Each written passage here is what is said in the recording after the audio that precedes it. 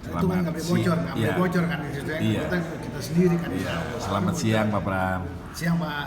Itu ada ini nih yang Pertamina di Pancoran itu, kalau Pak Pram yang melihat bagaimana Pak Pram? Pertamina itu soalnya kan tanahnya banyak ya Pak ya, asetnya itu banyak. Ada di Pelumpang, yang kompleks Pertamina juga di depannya ada SPBU itu juga lagi bermasalah katanya kan begitu. Terus kemudian Pancoran. Ya kan kalau Pancoran itu saya pikir itu dibelinya bangsa tahun 70-70-an kali. Kalau penduduk situ udah menempati di tahun 60-an atau yang 35 tahun atau 35 tahun penduduk situ yang udah berisili di Pancoran Buntu itu, saya pikir itu dia beli dari pemilik yang dulu kali. Terus kemudian ada permainan pemilik yang ini bikin surat lagi kejual ke Pertamina kan pasti begitu, tanpa sepengetahuan dari penduduk. Iya, kebiasaannya ya, biasanya begitu. Iya. Seperti kita melihatnya kasusnya itu seperti Cipete Utara, Kirai kan begitu. Penduduknya dimana mereka udah tinggal lama sih. Iya, dia tahun 1935. Dia tinggal di situ, udah ada jual belinya juga, tapi jual belinya dari kuasa di matra yang berkuasa penuh kan waktu itu ya, itu terus kemudian resmi lah kan begitu. Meskipun luasnya nggak seberapa, ada yang 50, ada yang 30, paling tinggi ada 70 kan begitu, paling luas kan begitu. Nah, mungkin tahun 60-an Pertamina belum beli tanah. Oh, 1960 belum. Belum ya, tahun 60 belum ya. Pas Orde Barunya tahun 1968. Iya. Baru 70-an dia beli. Karena uangnya kan udah ada. Itulah waktu itu Pertamina sangat royal kan gitu. Iya. Jadi beli. Cuman beli itu juga rupanya asetnya kan nggak dipelihara. Iya. Terus gimana? Taunya kan mestinya zaman dulu ada tim dong, dia beli aset negara, dia ada tim, ya kan. Ada salah satu BUMN, ya kan, yang dulu tanahnya juga banyak, sampai ada yang dipinjemin oleh zamannya Bung Karno itu, ada zamannya menteri, status menteri, dan ada yang sudah dipindah tangankan, punya dubes segala macem, tapi akhirnya dikembaliin. Iya. Kepada BUMN tersebut, karena kita juga megang sertifikatnya. Oh, dibalikin ya? Dibalikin. Oke. Itu kebaikan dia di daerah Menteng. Gitu. Yang kemudian di Puncak juga dia punya 11 hektar. Iya. Waktu tahun 73 itu, dengarnya ada tim yang kesana. Tapi waktu itu kan kita juga masih belum kerja. Iya. Belum remaja, masih remaja. Iya. Ternyata pas waktu tahun 2000 ada teman yang kesana jadi tim itu, kenapa? Tanah itu sudah berkurang dari 11 jadi 5 kalau nggak salah. Karena penduduk. Karena udah dijual-jualin sama penduduk. Jadi kita bikin ke BPK-nya kita bikin itu penyusutan kayak aset itu. Penghapusan aset. Tapi ada prosedur. Ada prosedurnya, nggak apa-apa BPK juga. Iya. Nah, saya pengen mundur sebentar. Itu kalau yang di Pertamina Pelumpang itu, kalau Pak Pram lihat itu kan banyak penduduk juga. Itu gimana juga? Model apa begini juga dulu? Mereka udah tinggal di situ, terus karena asetnya banyak, mungkin gimana? Ya mungkin dulu dia beli masih ada penduduk tapi tidak dipagarin kan gitu.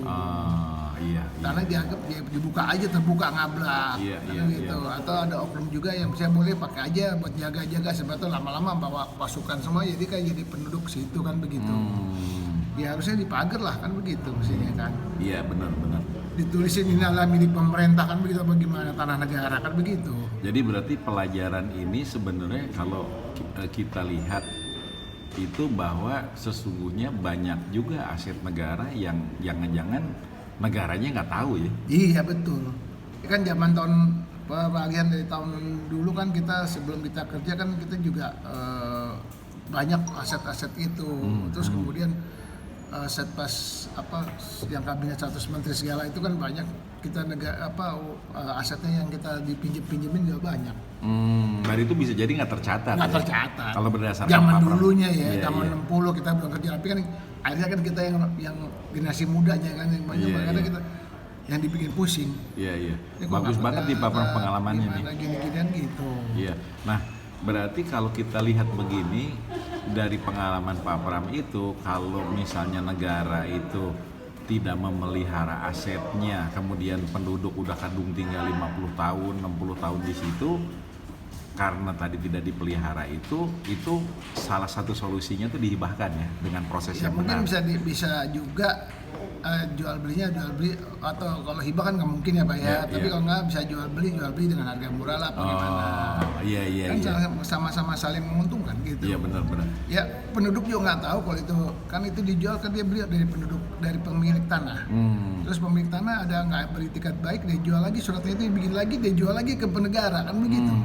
Berarti kalau misalnya di suatu tempat ya yang cerita Pertamina, ada warga yang tadinya pengen dibeli sama Pertamina, ada suratnya, terus kemudian ternyata entah jadi entah bagaimana nggak jadi lah, terus Pertamina tiba-tiba karyawannya tinggal di situ, karena udah lama warga tersebut ingin menghibahkan, luar biasa berarti ya. Bagus itu. Berarti orang ini sama dengan negara ya. Ya benar, bagus itu. Tapi sekarang ini juga dia harus punya bukti bahwa dulu dia punya surat bahwa mungkin ditunjuk oleh Pertamina untuk cari tanah, kan begitu. Jadi Harus ada kalau suratnya, misalnya kan orang begitu. tersebut bisa nunjukin nih, Dulu saya disuruh nyari tanah sama Pertamina. Kasih lihat nih Kasih buktinya. lihat ya kan gini. Dan kasih lihat bukti beli Buktinya tanahnya ya. adanya, iya benar. Terus kemudian ada Pertamina nggak jadi beli ini. Tiba itu saya juga diserobot sama Pertamina, harus aja begitu. Itu kalau ternyata sekarang dikasih itu luar biasa Ya, banget. dikasih luar biasa itu. Berarti harusnya kalau udah kayak begini BPN, kemudian juga polisi segala macam, justru ngedukung orang ini. Iya benar, dan Pertamina harus berdamai. Berdamai lah, iya kan salah pemimpin kita dulu lah, kan begitu. Iya. Nah, jadi kalau pengalaman Pak Pram, tanah negara saja yang udah ditempati karena nggak dipelihara, begitu penduduk udah puluhan tahun bisa beli dengan harga yang murah lah ya. Bisa kali. Nah kalau ini terbalik, ada warga udahlah daripada ini begini, Pertamina dibantuin gitu kan, itu luar biasa banget ya. Tapi bisa Pak, bisa ya. Bisa Pak, saya setuju dengan Bapak sih. Cuman masalahnya kan yang di Pancoran itu kan kesian, mau pindah kemana dia warga hari ini? Oh iya. Dibayar juga enggak sama Pertamina, tapi dia juga udah pernah merasa bahwa dia membayar BBB gitu. Meskipun BBB itu bukan bukti kepemilikan, tapi kan dia bayar. Berarti kalau gitu kembali lagi ke prinsip KMTI buka data, kemudian secara terbuka disusun rapi, jadi solusinya ya. Betul, buka data, kita ada data, Pertamina punya apa, dia punya apa. Live habis itu terbuka, kita biasain ya. Kuat ya udah, perlu warga mundur. Jadi istilahnya ini tidak kembali ke tahun 98 di mana pengadilan rakyat, tetapi kita biasakan ini terbuka supaya bisa selesai. Betul, harus ada yang penengahnya itu seperti Pemda DKI, harus ada golnya. Golnya kayak gimana nih, kan itu cuma mediasi ya percoba, nggak ada gol-golnya. Iya benar. Berarti selain Pemda DKI mungkin juga harus ada di kepolisian. Ya, golnya kayak apa kan gitu. Oke, terus kemudian juga dari BPN juga, Kementerian Dalam Negeri, Kementerian Keuangan juga gitu kan. Berarti kalau Pertamina beli kan mungkin tercatat sebagai aset negara. Betul. Iya, ada kan? di Menteri Keuangan kan. Ada harusnya kan? Ada. Bener, jadi maksud saya ini dialog kita siang ini sebetulnya untuk mengungkap supaya rakyat nggak terjadi tsunami kan? Iya betul. Tetapi bisa diselesaikan. Nah, tetapi yang pasti perampasan tanah ini atau ribut soal tanah ini makin nyata ada di masyarakat dan banyak ya. Betul, karena dia seolah-olah kayak mendiamkan aja, baru sekarang dia merasa ini punya saya, salah kan itu asetnya. Dan itu biasanya kalau saya lihat sih Pak Pram, karena harga tanahnya naik, bener kayak gitu? Ya betul sih, daerah Pancoran sih bagus. Berapa kira-kira di situ ya? Ya mungkin bisa ada pasaran tuh 35 juta. 35 juta ya. Tapi kan kalau di dalam saya juga nggak tahu ya Pak. Pancoran dalam kan gitu. Iya. Di dalam saya nggak tahu Pancoran. Dan masalahnya kan aset manajemen unitnya kurang peka yang di Pertamina. Oke, jadi pelajarannya itu. Kalau itu memang harusnya ditata rapi. Seperti di tempat kita, di BUMN yang lain. Yang lain itu ditata rapi, kita diinvestigasi, kita cari, kita bikin tim, dicari tanahnya. Kalau memang mentok, ya kita harus lapor ke BPK. Ada kok solusinya, pasti BPK juga ngasih. Oh ada ya? Ada, BPK nggak mungkin mempersulit kan begitu. Iya, jadi ini sesungguhnya kita harus Ini kan bukan kesalahan sekarang, kesalahan masa lampau. bener maksud saya itu Pak Pram. Jadi gini, ini pentingnya gini, kan kalau kita nih mohon maaf banget nih, kalau kita dengar Pak Sofyan Djalil kan seakan-akan saya mau empati tapi nggak bisa nyelesain gitu Iya. kan, padahal kan menteri nggak boleh begitu dong. Betul.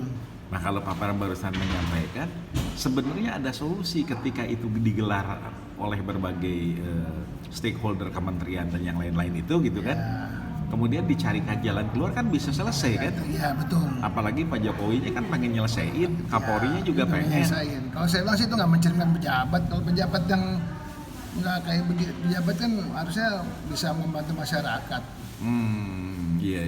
Ya kita ngajak rangkul apa gimana, kita lihat begininya kan bisa ngomong begitu, nggak ngomong seperti itu, nggak bicaranya seperti gitu, gini. Jadi istilahnya kalau itu misalnya kan, itu kan dosa masa lampau dari dulu. Pejabat sekarang kan harus bisa membenahinya birokrasinya.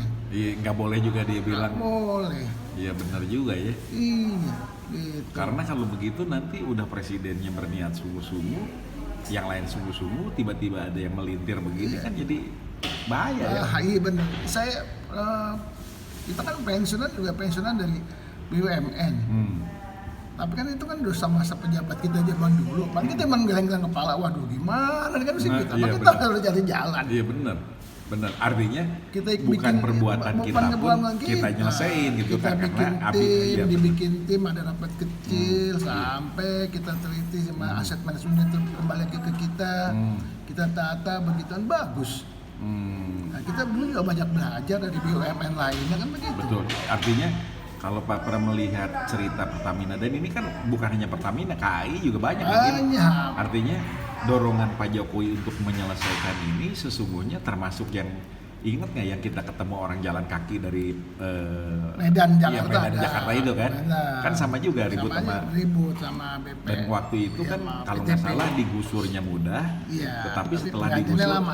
beres ini lama Lama. kan, makanya kita pertanyakan harusnya jangan digusur dulu, Iya, betul. iya kan, digusur kan Dari kehilangan solusi pendapatan, betul.